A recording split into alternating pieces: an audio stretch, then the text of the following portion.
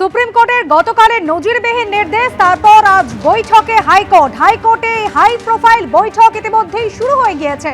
বৈঠকে প্রধান বিচারপতি, আমলা নয় এসআইআর প্রক্রিয়া তত্ত্বাবধানে এবার বিচারকরাও, সঙ্গে প্রাক্তনরাও থাকবেন। জুডিশিয়াল অফিসারদের তত্ত্বাবধানেই বাকি এসআইআর প্রক্রিয়ার কাজ হবে এবং সেই এসআইআর প্রক্রিয়ার কাজ কিভাবে চলবে তা ঠিক করতে ইতিমধ্যে হাইকোর্টে বৈঠক শুরু হয়েছে। এসআইআর এ বিচারক নিয়োগে সুপ্রিম কোর্টের নির্দেশ। বৈঠকে হাইকোর্টে প্রধান বিচারপতি, মুখ্য সচিব, সিইও, ডিজিপির সঙ্গে প্রধান বিচারপতির এই বৈঠকে কমিশনের শীর্ষ আধিকারিকরাও রয়েছেন, অ্যাডভোকেট জেনারেল রয়েছেন, এছাড়াও বৈঠকে রয়েছেন অতিরিক্ত সলিসিটর জেনারেল। একেবারে হাই প্রোফাইল বৈঠক। বাকি এসআইআর প্রক্রিয়ার কাজ কিভাবে চলবে তা একেবারে আদালতের তত্ত্বাবধানে হবে। এসআইআর প্রক্রিয়ার তত্ত্বাবধানে বিচারকরা এবং সঙ্গে প্রাক্তনরাও থাকবেন। সেই বৈঠক ইতিমধ্যেই শুরু হয়ে গিয়েছে।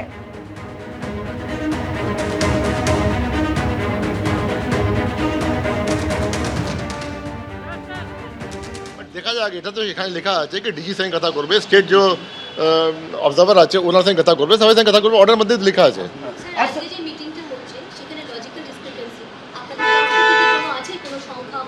না, এখন কিছু সংখ্যা নেই, ওখানে তো আমাদের সবাইকে পয়েন্ট অফ ভিউ দিতে হবে, আমি আমার পয়েন্ট অফ ভিউ দেবো। যে সমস্ত লজিক্যাল ডিসক্রিপেন্সির অভিযোগ রয়েছে, যা অভিযোগ রয়েছে, সেই অভিযোগের নিষ্পত্তি কিন্তু এবার করবেন বিচারকরা এবং সেই সম্পর্কিত বৈঠক ইতিমধ্যেই শুরু হয়ে গিয়েছে। মাইক্রো অবজারভাররা থাকবেন এবং তারই সঙ্গে রাজ্যে নিযুক্ত অফিসাররা, তারাও কিন্তু এই প্রক্রিয়ায় অংশগ্রহণ করবেন।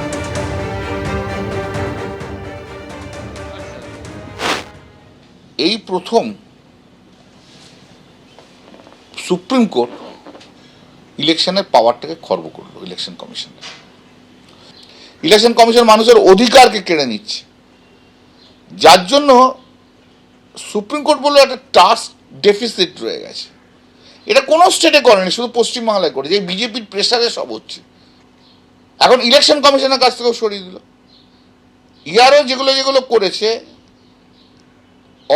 এগুলো সমস্ত ডিসাইড করবে রেসপেক্টিভ ডিস্ট্রিক্ট জাজ এবং অ্যাডিশনাল ডিস্ট্রিক্ট জাজ, এবং তাদের decision final. Then election commission decision is not final. তারা যারা বলবে সেটাকেই আপলোড করতে হবে।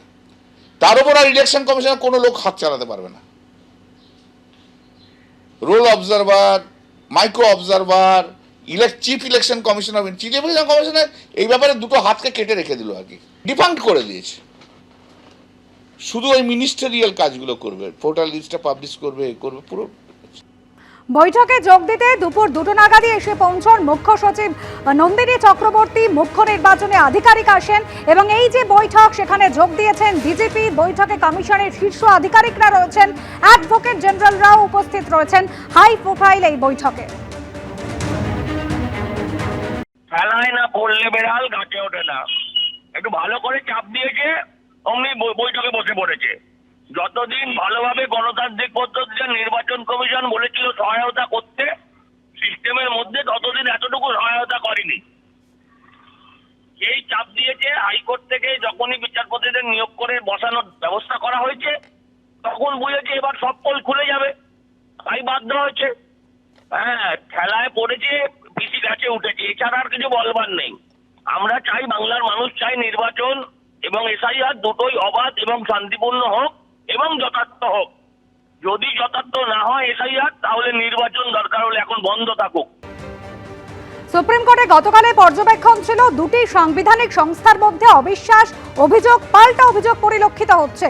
কমিশন এবং গণতান্ত্রিকভাবে নির্বাচিত সরকারের মধ্যে বিশ্বাসের অভাব রয়েছে। আর তারপরেই সুপ্রিম কোর্ট একেবারে নির্ধারিত করে দিয়েছে বিচারকদের তত্ত্বাবধানে এসআইআর প্রক্রিয়ার বাকি কাজ চলবে এবং সেই সম্পর্কিত বৈঠক ইতিমধ্যেই চলছে।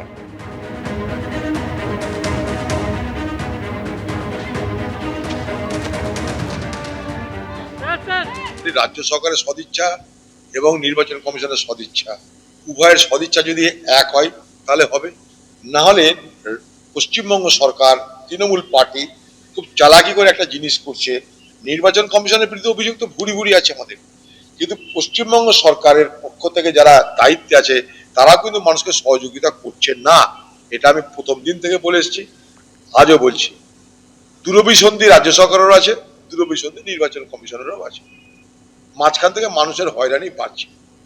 পদে পদে ভুল করতে করতে, ইচ্ছাকৃতভাবে ভুল করতে করতে অফিসারদের অপরাধী বানিয়ে দিয়ে রাজ্য সরকার বোধহয় মজা দেখেছে। আজকে তার ফল রাজ্যের অফিসারদের চাইতে বরং বাইরে থেকে আইএস অফিসার নিয়ে আসা হবে কিনা, অথবা না হলে জুডিশিয়াল অফিসার্স, এবং রাজ্য সরকারের উপরে ভরসা নেই জুডিশিয়াল অফিসার্স, তারা ঠিক করবে। এটা রাজ্য সরকারের কার্যত কোনো সন্দেহ নেই, তার উপরে একটা চপেটাঘাত। এবিপি আনন্দ, এগিয়ে থাকে, এগিয়ে রাখে।